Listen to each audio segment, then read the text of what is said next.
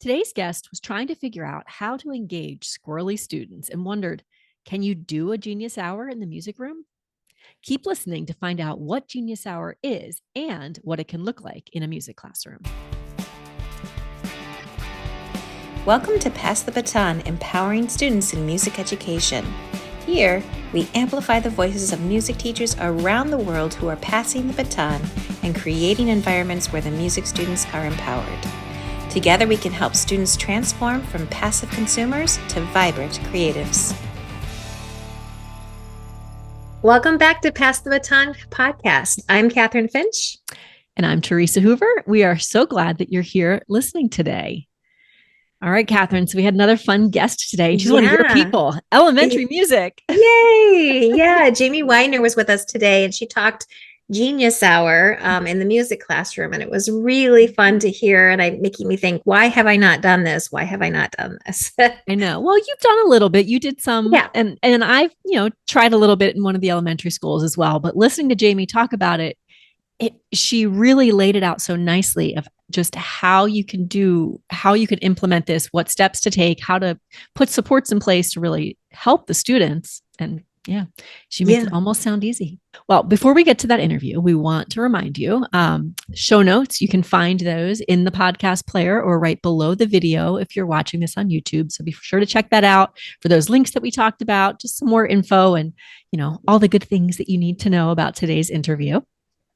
Of course, if you like the interview, please consider giving us some Pass the Baton love with a review or hit the subscribe button or, all the things you can do to help support Pass the Baton. Yeah. And speaking of support, just new this season, we have launched a Buy Me a Coffee site.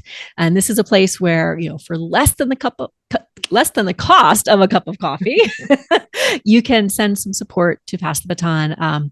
It just helps with things like our hosting fees for the podcast, website fees, just those little things.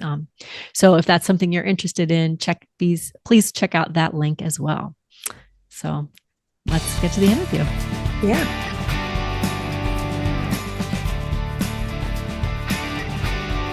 Oh, welcome back. We're so glad to have everyone. Today we have a great opportunity to talk with Jamie Widener. I came across your blog post or your blog, Caffeinated J, and then I was going through and I found Genius Hour in the music or elementary music classroom, and I thought, oh my goodness, I've started to do some of those things. A Genius Hour with a second grade teacher, but I haven't dabbled necessarily like specific general music and would love to know more about it. So anyways, thanks for being here with us. We appreciate it. Thank you so much for having me. Yeah. So maybe you could start with introducing yourself a little bit. Tell us about your background, your current role in education.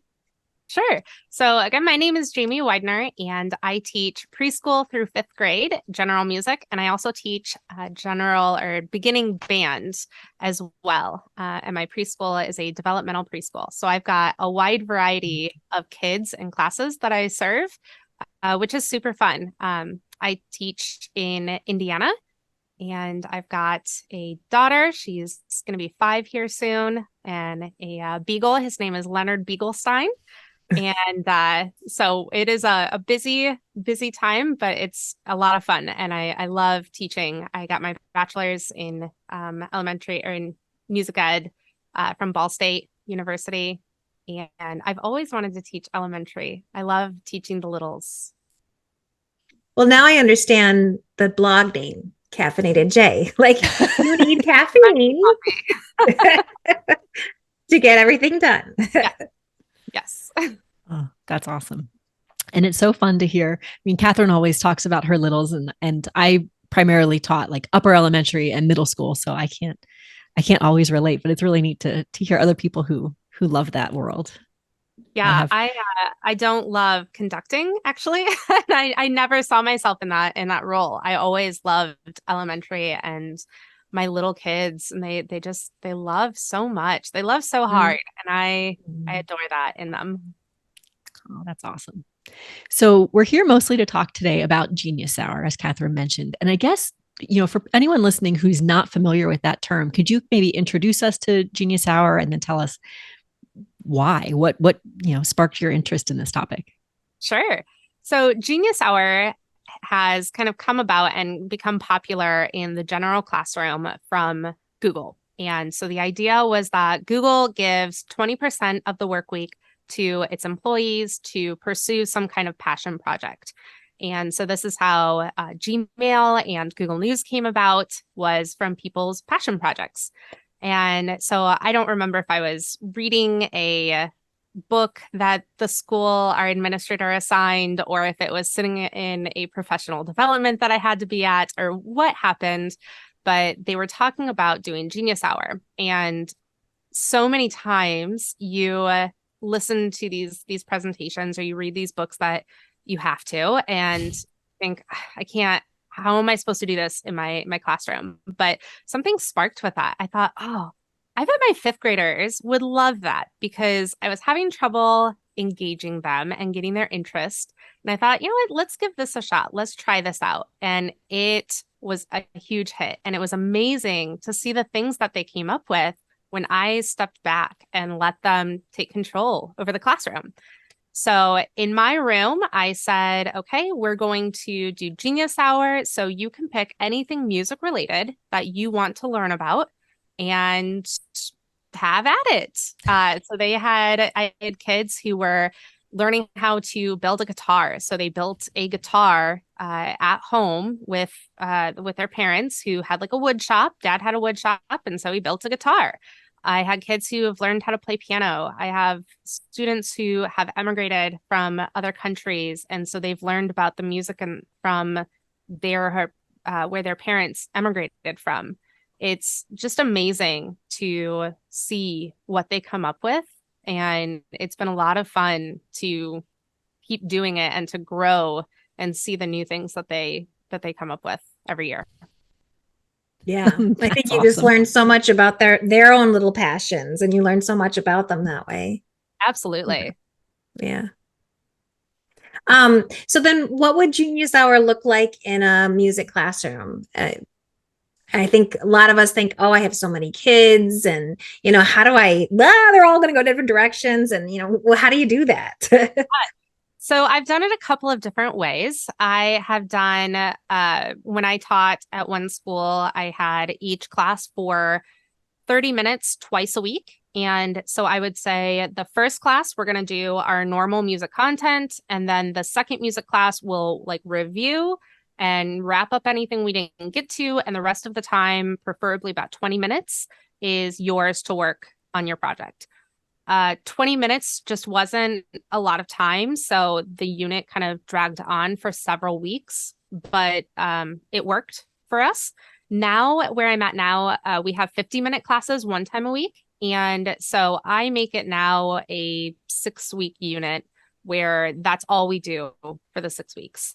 That has worked out a lot better for my students, because then they get more time to really focus and get into it. They have a lot more time to get their brains focused on what they're learning and what they're working on, especially if they're doing it with a partner. So time-wise, that's what's worked out best for my kids. So I tell them it has to be something music related. And that's about all the guidance I give them. I don't make them do anything outside of class if they don't want to. Anything that they are making, though, they do have to have parent permission. I'll provide, obviously, pianos and guitars. I always get kids who say, can I use your piano? Yes, you don't have to bring a piano to music class. So I let kids borrow, the pianos. If I have a kid who wants to learn guitar, I'll provide paper, crayons, but anything other than that, they have to bring in and provide. So some of it is dependent on what families are willing to provide their students. But that's about the guidance I give them. And I go through and help them if they don't know what they want to do. I think, okay, what are you interested in? You're interested in science, or if you're interested in running, how can we tie in running with music? So I had a kid who wanted to test what kind of music they would run fastest to. And so they tried different types of music, and they tried 3 different kids and see how they timed them to see how fast they would run. Or I say, oh, I like to play video games. Sure. Okay. can we compose a song or a theme song for a video game? So trying to tie in their interests with what they are working on in the music room. How can we tie it to music?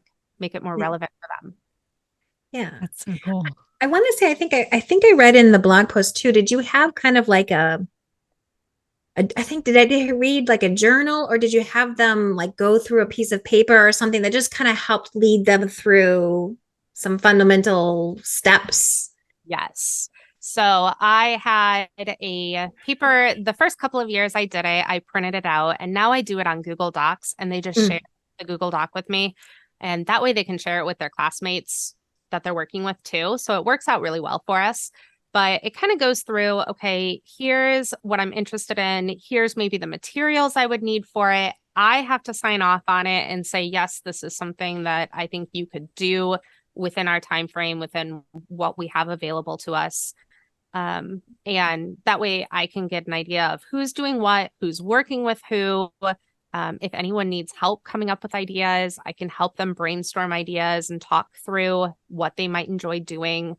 And then they also daily have to come up with goals. So today I'm working on this. And then at the end of class, I say, okay, did you do that? Write it in your journal. And then I collect the journals and I just quick flip through them. And they also have an opportunity then to tell me whether they need anything from me. So maybe next class I need crayons, or next class I need whatever, yarn or a piano or whatever. And so it gives me a chance to kind of communicate with them without taking time away from them working. Mm-hmm. So I'm picturing, okay, again, somebody who is more comfortable with the older students for sure.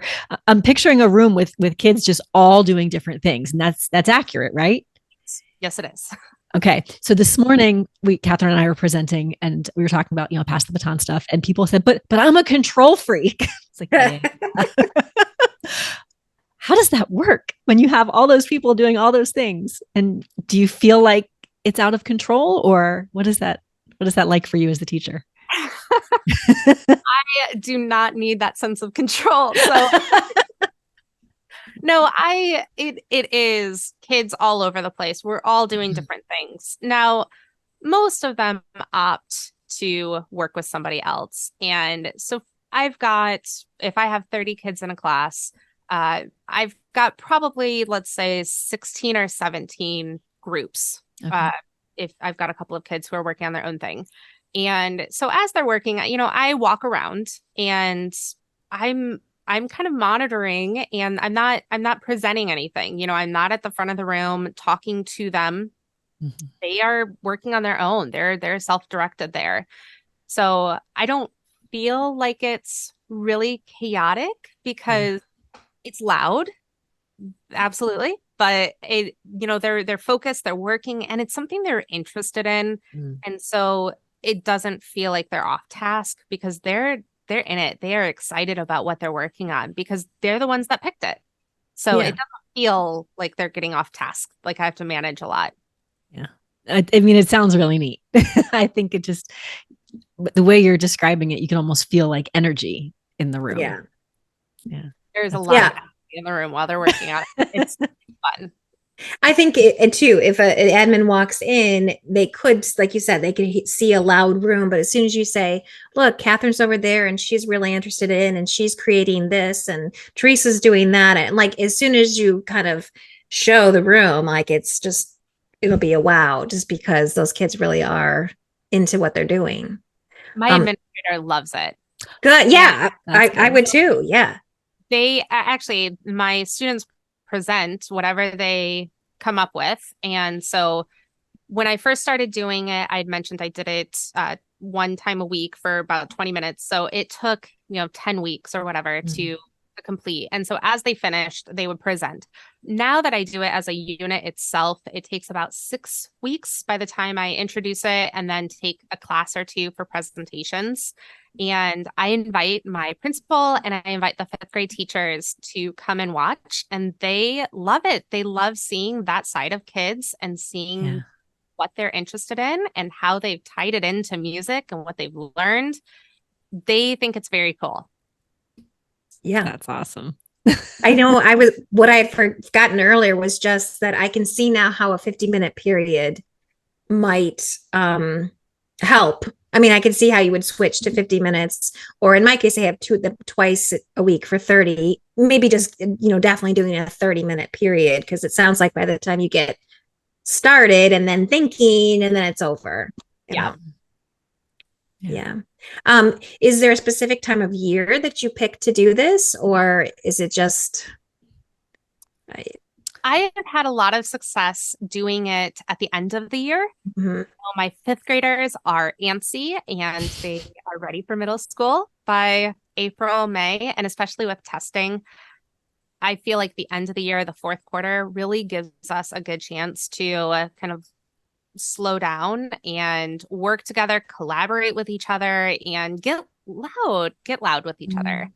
Yeah.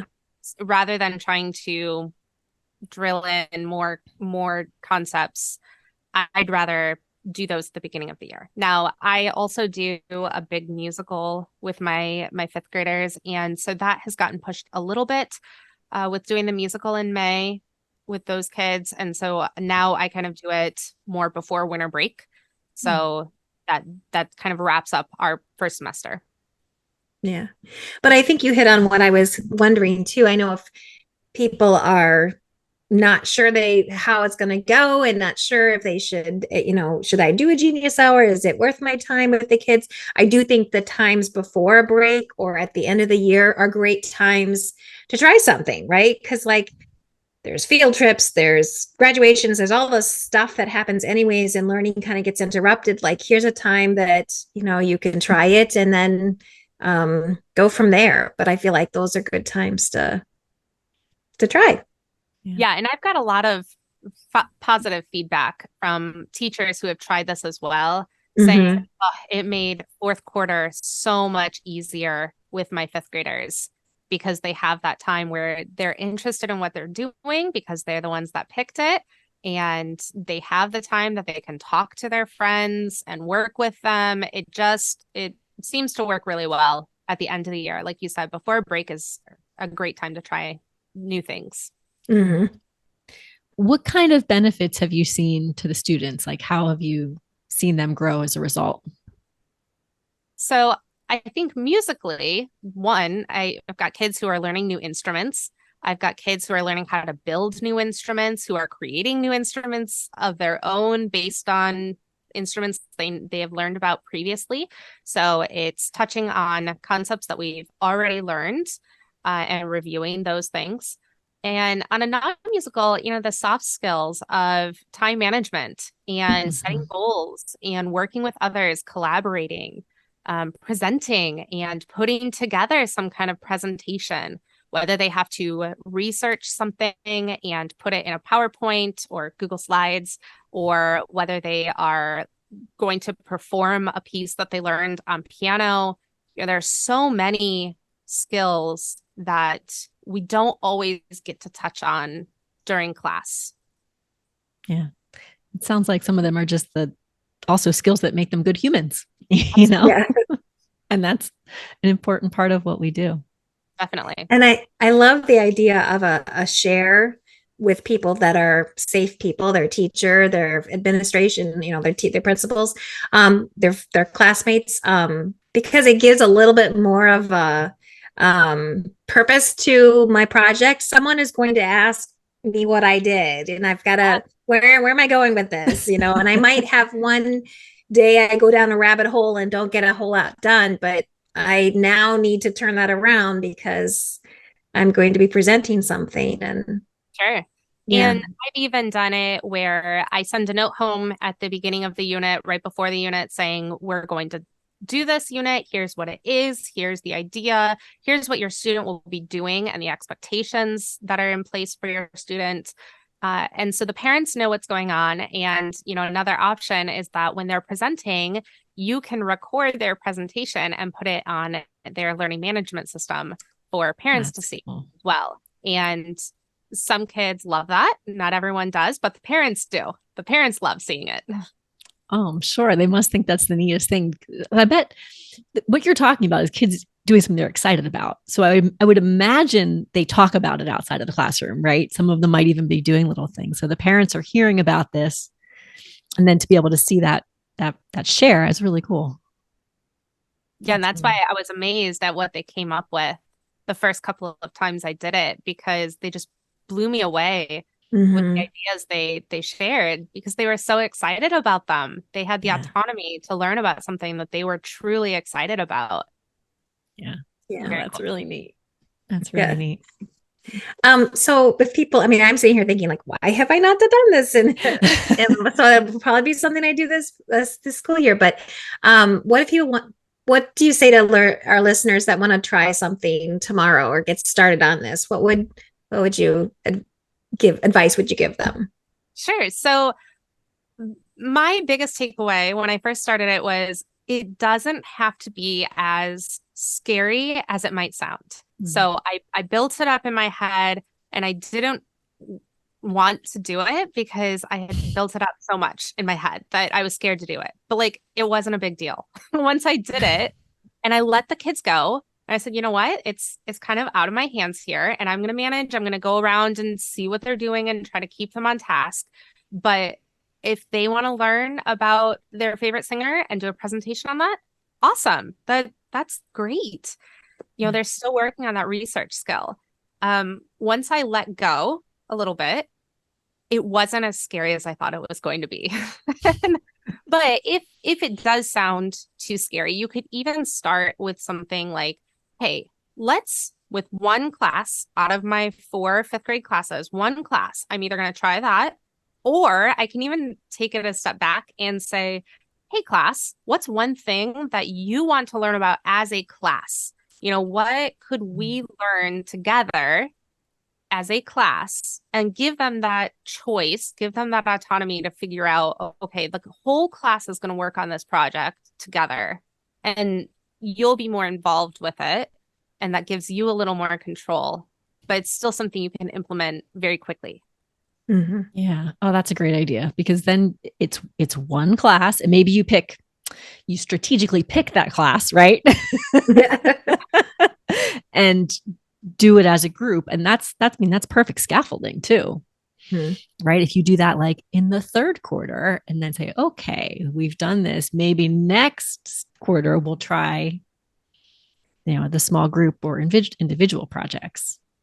And you could even do that in, let's say you do the full-blown Genius Hour concept with your 5th graders. In 4th grade, you could do that, where you could say, okay, let's pick as a class something we're going to learn about and work on that project together as a class. And now when they're 5th graders, they've already done it together, and they can do it now on their own. Yeah. Oh, that sounds awesome. I think another idea is what I've done is just the teacher down the hallway in 2nd grade was doing it. So I'm like, hey, I would love to be able to come if it's during a plan time of mine, so I could just kind of see what it's all about. And so I learned a lot joining her and doing it with her. So even if it's not necessarily music specific, I learned a lot watching her process, helping her plan, all that kind of stuff. So absolutely, always go that way, and then you're ready the next year. Definitely. Yeah. That's neat. Well, I guess before we get to our kind of one of the wrapping up questions, is there anything else that we didn't ask you about Genius Hour and this idea that you would want that people should know about? I think the biggest thing to know is that it doesn't have to be as scary as you think it might be. You can make it as big or small as you want it to. You can give as much guidance or as little guidance as you want to. And you can do it with anybody you want. It doesn't have to be all of your grade level. It doesn't have to be your highest grade level. So you don't have to do it with 5th grade. You could pare it down and do it with 2nd grade. If you have an awesome 2nd grade class, do it with them instead. You know, they're still working on those skills that this covers in 2nd grade too. And so I think it can be beneficial for anyone at some degree. Yeah. Okay. Well, that's good to know. So, we invited you on this podcast that had the word empowerment in it, right? So I was kind of leading a little bit. But one of the things that I'm working on in my doctoral program is, studying this idea of student empowerment. And as I'm, working and researching, realizing that the word means a lot of different things to a lot of different people. And it's been kind of fascinating to read about that and just to talk to people and to, explore that world. So our question to you is, what does student empowerment mean to you as a music teacher? To me, it means giving students choice and giving them the power to learn about what is relevant to them. We don't teach the same kids that we taught 10 years ago. The lesson plans that I wrote my first year won't work 10 years later when I have my kids. And it's important to remember that, and to remember that the kids that you are teaching right now, right here in your classroom, those are the kids that you need to be planning for. And so you need to be planning things that have them in mind and their interests and what is going to spark their joy. And I think part of that is giving them the choice of what they want to learn about. How can I teach Ta'adimi to my fifth graders in a way that is going to be interesting to them and still get done what I need to get done? Giving them the opportunity to kind of take control of their education.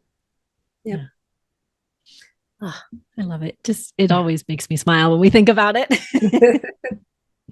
Well, thank you again for joining us. But how can people connect with you and learn more about your work? Yeah, so you can catch me on Instagram at caffeinated.j. I post about Genius Hour along with more like self-paced ideas, unit ideas, and composition ideas, a lot of student choice there. And as well as, my daughter and coffee and my dog. I also have my blog at caffeinatedj.com, and that's got lots of ideas, again, for songs and lesson ideas that you can find there too. Awesome. Well, thank you so much for doing this and for being here sharing with us. We really enjoyed it. Thank you so much for having me. If you liked today's episode, you will love the PassTheBatonBook.com website, where you can find free resources, coaching services, and how to support Pass the Baton. Speaking of support, don't forget to subscribe and leave a review. Thanks again for listening.